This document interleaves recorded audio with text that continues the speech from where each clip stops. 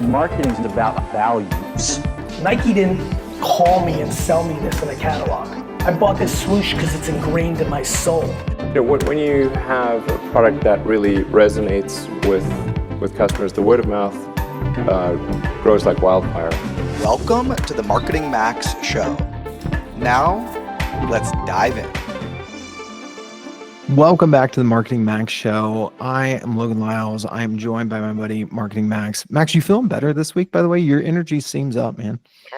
I'm feeling better. Still a little nasally. Thank you for asking. Definitely a lot of energy today because I didn't eat anything all day. So my body's kind of becoming the, what do they say when you have when you fast, like intermittent fasting? I typically do that on Tuesdays because Tuesdays are my call days. I only take calls on Tuesdays, including this podcast. So I didn't have a lunch break today. A lot of calls. Yeah.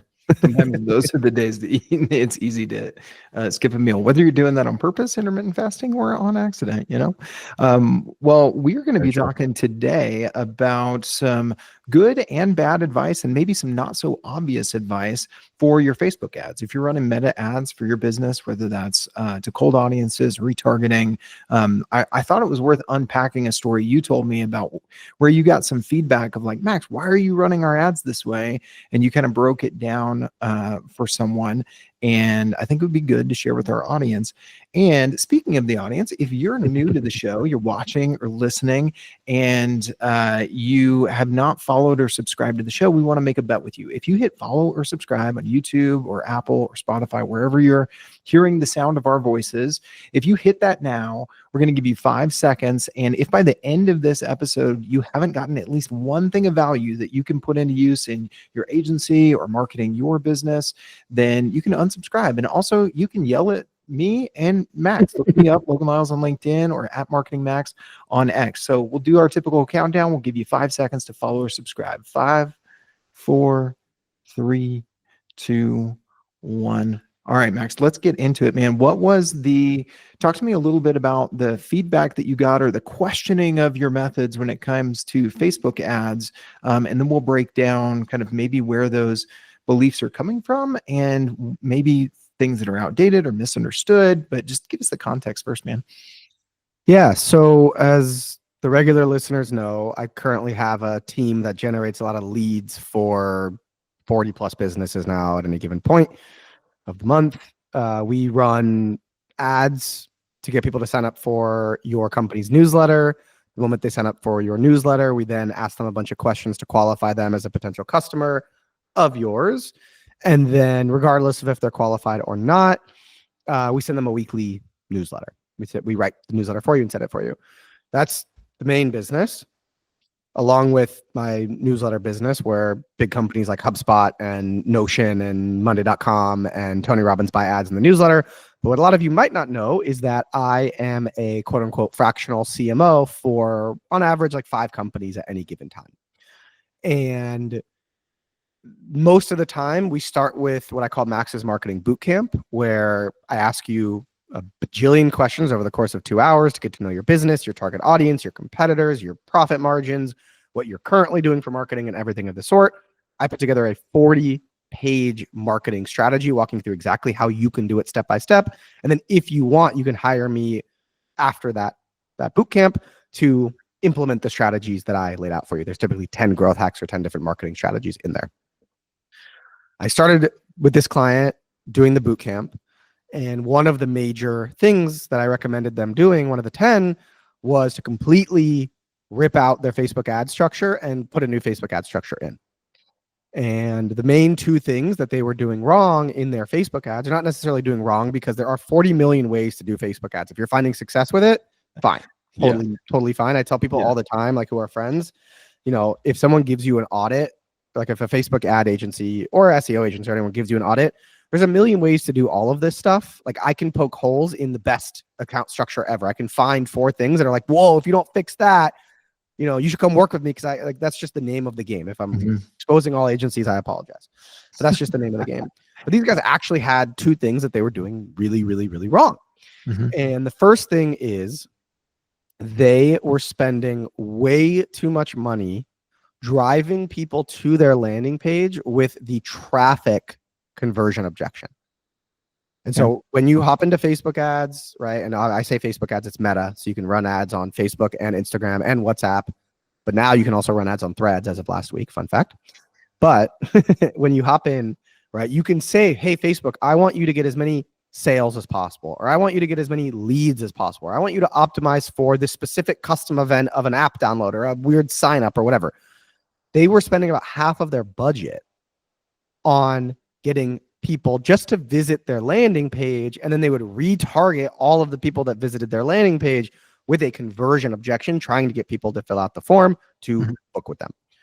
And the issue with that is that strategy worked really well in 2018 and 2019, but it does not work now, because Facebook now has enough data, and their algorithm, literally the $1 trillion algorithm is what I call it, is smart enough to know what you are most likely to do once you click on that ad.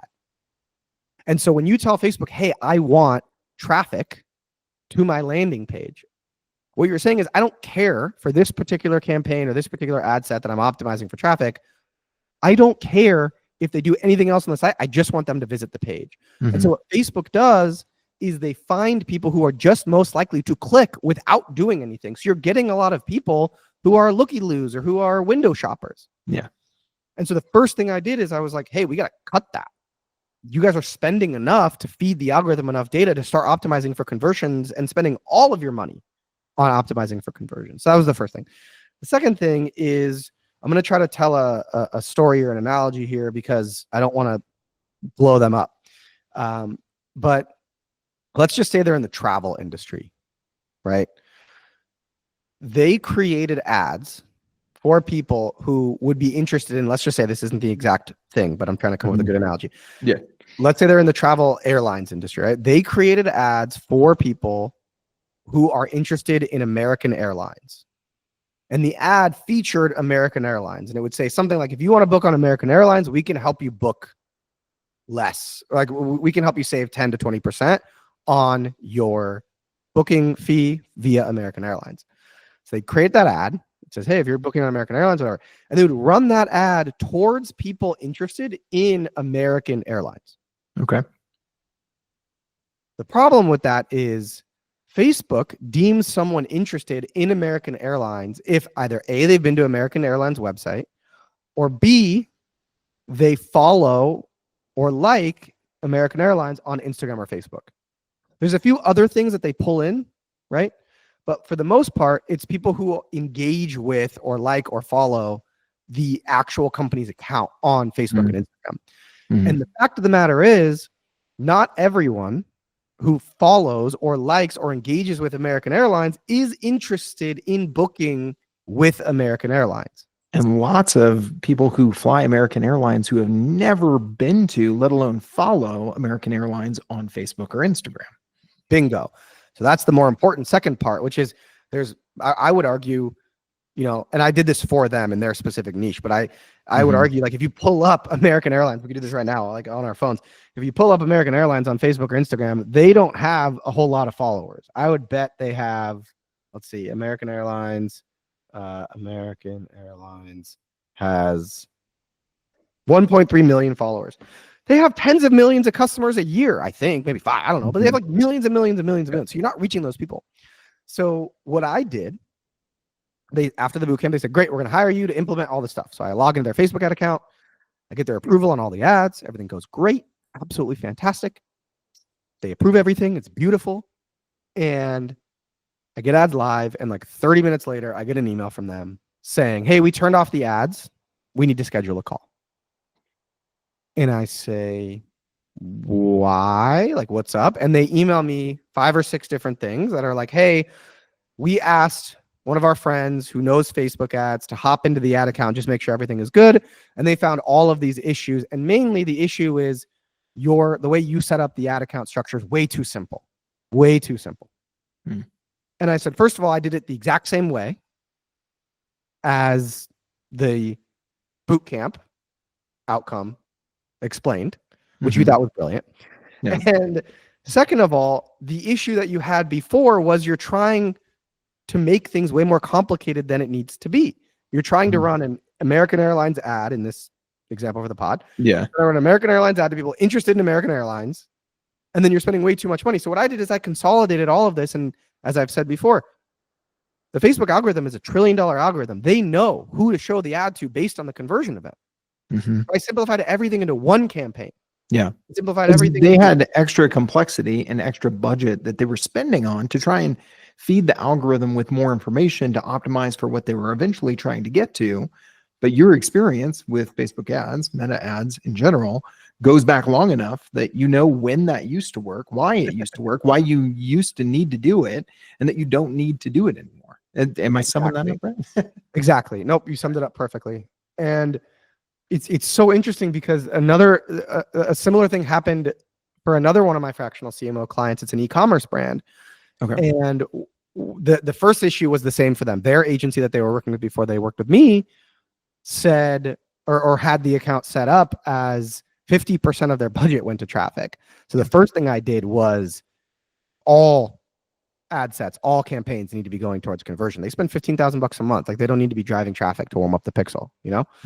And literally they went from having 6 different campaigns with 5 to 10 ad sets in each to 2 campaigns with 2 to 4 ad sets in each was what I set up for them. And now it's been 6 months. They started in September, October, and now it's April, end of April. I have doubled their e-commerce revenue, literally 2x their e-commerce revenue without spending a penny more per month, simply by changing their campaign structure and adding a few new UGC videos with some scripts that I gave them. Yeah. 2x their revenue by simplifying. And everyone's trying to do all man. these retargeting strategies and everything else. Like, I think a lot of that story where, you know, the guy's like, there's a big machine, you know, that analogy, and they can't figure out how to fix it. And some guy walks in with a little thing and he looks at everything and then he just takes out a nail and he hammers it in and then it starts working again. And he's like, oh my God, you're amazing. You saved us millions of dollars. If we didn't have the machine working another day, we wouldn't have been able to make all this, whatever. What do I owe you? And he's like, $50,000. And the guy's like, it took you 2 minutes and it was one nail. What the hell? And he's like, knowing where to put the nail is worth the 50K, and it's saving you millions of dollars, as you just told me. Yeah, exactly. So I think about that a lot. Sorry, I've been steamrolling the conversation here. I guess No, you're good, man. That last part reminds me of like this back and forth I've seen Chris Do do with people at his workshops around like why you shouldn't price by the hour. And he's kind of doing some role playing with this agency owner or freelancer. I'm not sure. And he's like, well, you know, okay, you price your logo design by the hour, you know, and so you're telling me that if I spend more time on it, you're willing to spend more. And he's like, well, if you spent that much, I wouldn't want to spend that much on it. I would go to someone who could do it for less. And he's like, so the time is valuable, not the time. Your time is valuable, the time to result, not necessarily how much time I spend on it, right? And it took him a little while even to go back and forth with this agency owner to get him to see kind of the point that you just made with that analogy. I've never heard that story, but that's really good. It's where to put the nail. Yeah, it's kind of like the there's an old Picasso story where some guy walked up to Picasso when he was like dying, like really old, like his last week of life. And he said, hey, can you draw me something? And he took a napkin and he scribbled, like literally like a kid would just draw, like scribble. And he said, here you go. And I forget the exact punchline or the exact ending in the story, but he said, you know, that'll be $100,000 or whatever it was in back then money. And he's like, what do you mean? This took you 2 seconds to draw, or maybe he drew a smiley face. Like that took you 2 seconds to draw. And he's like, yeah, but I'm 60 years old. The 60 years of my life learning exactly where to put the dot of the eye and the smile, whatever. I don't know the exact story. Forgive me, but it's the experience that you're paying for. And the tricky thing that I hate as a marketer is they respond. I sent them a 10-minute Loom video explaining my rationale back for everything. And they were like, okay, we'll go. Like, we'll give it a shot. Thank you, first of all. Second of all, I don't like that for me. Like, maybe this is therapy, this podcast. Hopefully they never listen to this. But like, that puts me in a really difficult position, because then if the ads don't work for whatever reason, because sometimes Facebook ads just don't freaking work, you know, then I look even shittier because they said my strategy wouldn't work. And then my strategy didn't work. And that's just like an awkward, sad place to be in. For everyone listening, like, I do care about all of my clients. always. Like I lose sleep over them. I know a couple agency owners that do like $10 to $20 million a year in agency services for startups. The average client stays with them 1.5 months, and they sleep like babies every night. Like, 1.5 months. Babies every night. Jeez. Yeah, 1.5 months, and they're just always like churning. They just run churn factories. I'm like, how do you sleep at night? He's like, that's marketing. That's marketing. Like, you can't help everybody. And I'm like, oh my God, like I really care about all of my clients. I want them to succeed. Oh man, I hate to hear that. It's those sort of shops that are, like you said, just churn factories that give marketing agencies and marketing in general a bad rap and make people trust us less as marketers. Whether you're an in-house marketer and you're trying to justify your job to your CEO, you're a consultant or an agency who's trying to justify your reasoning, your rationale, your methodology, and the results to your client. Like, man, let's call that out where we see it. That's one thing I'm taking away from this one. Yeah, I mean, the other thing that I think we have to say is marketing agencies and those churn factories are not the only people responsible for this. Mm-hmm. A lot of clients come to agencies and they say, how long will it take to work? And what are the expectations? And do you offer a guarantee? And so they put this pressure on the agencies. Not that the pressure is the problem, but they expect results in 2 seconds. And therefore they do encourage that subconsciously encourages the agency to maybe cut corners to try to find results quicker, when in reality 9.9 times out of 10 the reason your marketing isn't working is because 12 touch points. It's not implemented into your business, right? If you run a B2B offer, someone needs to hear or see your brand at least 12 times before they decide if they're going to purchase, and anything else is just luck. Like, period, end of story. It's word of mouth, luck. Yeah, as Logan and I were talking about before we hit record. Word of mouth gets people so far, then you're not used to people just, or I should say, you become used to people just showing up and having an 80 or 90% chance of closing because it came from a warm referral. Yeah. It's like you're going to walk into then you try and sell to that person the same way to this person who came in cold, right? And they've got 12 touch points, but maybe those 12 touch points don't equal the same trust and affinity as like Max told me to talk to you. And because Max said so, like, as long as I don't see any red flags, like, I'm going with you, right? Versus maybe I did see your ad. Maybe I followed your CEO on LinkedIn. Maybe I heard you on a podcast, this and that. And so there's some of that, but it is not the same level. And so you've definitely, man, and I know you've seen it too with some folks you work with where, sales teams are just not quite used to dealing with buyers at a certain stage in the journey. And you've got to address that. I want to come back to kind of the points of your rationale with the Meta ads campaign that you were going back and forth with this client on. Is there any other kind of common wisdom that people need to throw out? Like we talked about, you don't need to spend money on traffic just to retarget it for conversion anymore. Lots of different ad sets, lots of different campaigns are always, like, the more complex, the better. Those are, I think, 2 lessons people can walk away from this episode with, and hopefully we win that 5-second bet that we talked about 15-20 minutes ago. But could we add 3, a third and fourth tip when it comes to running these campaigns that people could walk away with today, man? Well, I think the biggest thing is you have to spend enough money to warm up the pixel enough. What does that typically look like? So it changes drastically. This is the hardest, or one of the hardest questions I get is, how much should we start with our starting budget? Yeah. And the number fluctuates drastically. It's even weird for me to say this out loud, because I've heard some people say on podcasts, you need at least 75 conversions a week in order to properly train your pixel. And for those of you that don't know what a pixel is, it's just a little line of code that you put on your website that tracks all of the behavior, tracks the purchases and the lead conversions and everything else. And Facebook stores that data of who's making the conversions, who's active on the site, all of that fun stuff. And therefore, in the future, it could optimize the campaigns to try to find more people and show your ad to more people who are like the people who took the conversion event that you wanted them to take. And if it's traffic, then you're going to get a lot of shit people to visit your website. But the thing really comes down to budget. I've heard the number at 75. I've heard it at 7. I think the number is somewhere around like 15 to 20. You're going to need 15 to 20 conversions every single week to, at the very, very, very minimum, exit the learning phase enough to the point where the algorithm knows who to show the ad Yeah. to and how to properly optimize. That weekly number for how long? A month? Well, that's the thing, right? It's like you need to spend enough money to get up to that number.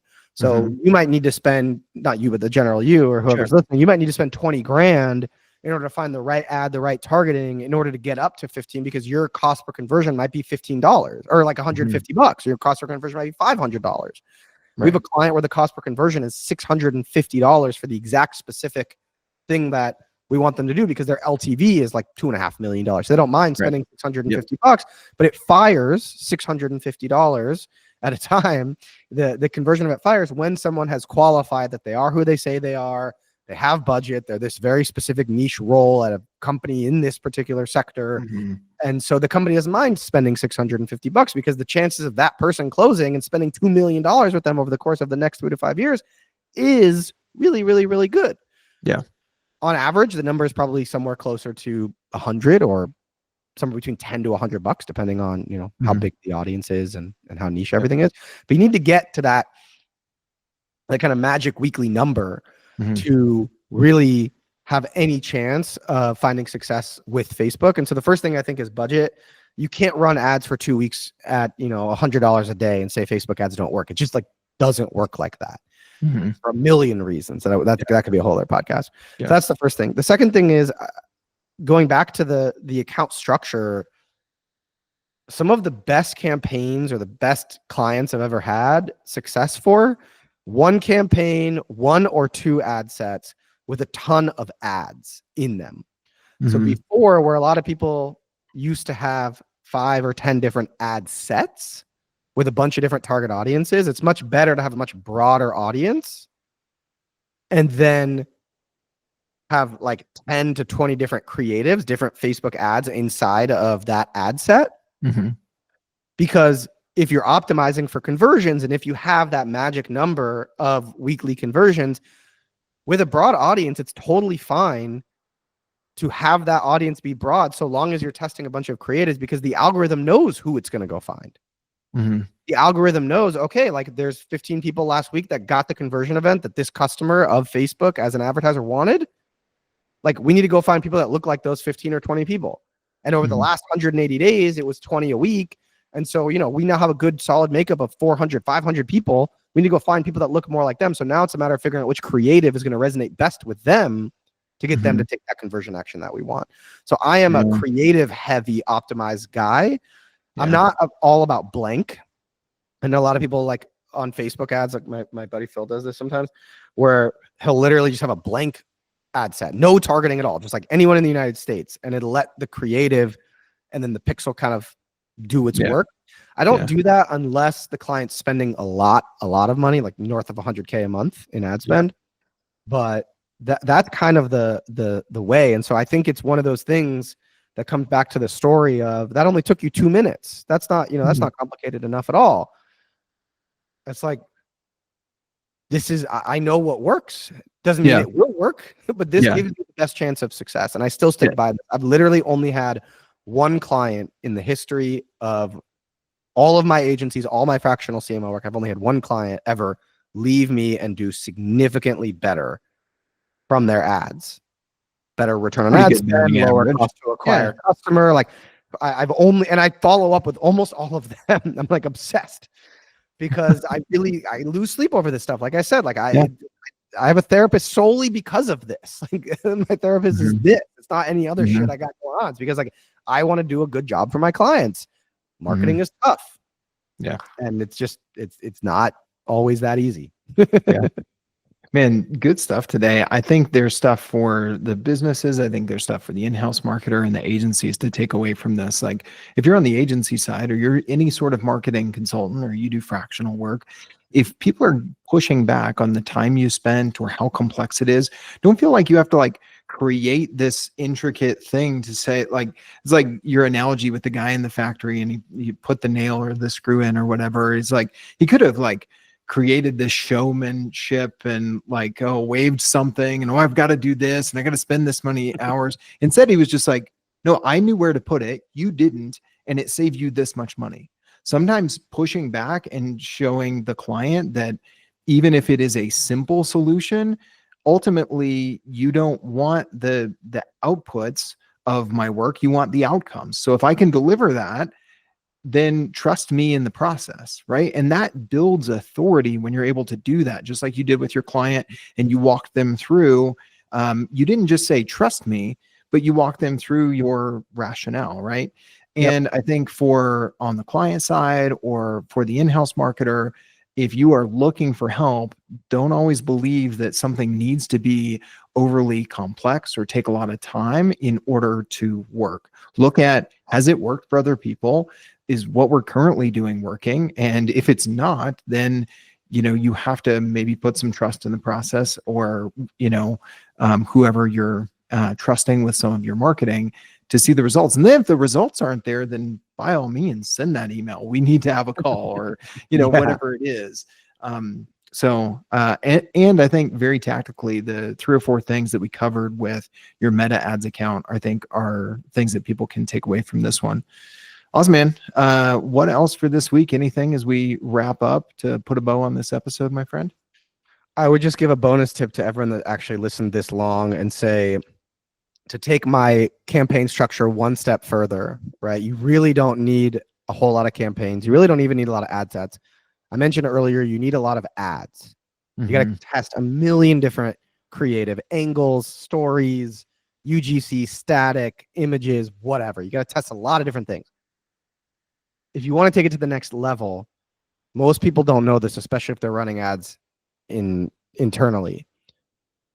Rules inside of Facebook ads is a feature that very few people use, that the pro experts, I would like to think myself included, leverage a lot to make sure that every ad is getting a fair chance at finding success. And so you can set up a rule that says, if, let's say you have 10 ads inside of an ad set, if this ad gets 10% of the budget for that day, turn that ad off. And then restart or return that ad on the next day. And that will make sure that every single one of your ads gets enough impressions over the course of a couple of days or a couple of weeks or however long you're running to see if it has a fair chance of being the most successful ad. Awesome, man. And that makes sense with what you were talking about, and go with more creative, test more. So you need to set up the environment so that the algorithm can do that for you, right? And I think that's one of the common threads here of like, realize, especially with Meta, how sophisticated the algorithm is. And maybe we're doing like the company where the guy fixed the machine, where it can't be that simple, right? We can't just have one campaign, one ad set, and then a lot of ads. It has to be more complex if it's going to work. Well, if it works, it works. So give it a try, take some of this advice. And if you got nothing from this episode, you know, hit us up, me on LinkedIn, Max on X, and let us know. But if you did get something valuable, keep following, keep subscribing, and we'll see you next week. Later, everybody. Next week. Thanks for tuning in. Thanks for listening to the Marketing Max show. It takes me and my team hours to produce it every single week, but it only takes you 15 seconds to hit that share button and text it to a friend, drop it in a Slack group, or share it on Twitter, Facebook, Instagram, or any of your favorite social platforms. I appreciate you taking the time to check out my content. Have an awesome day.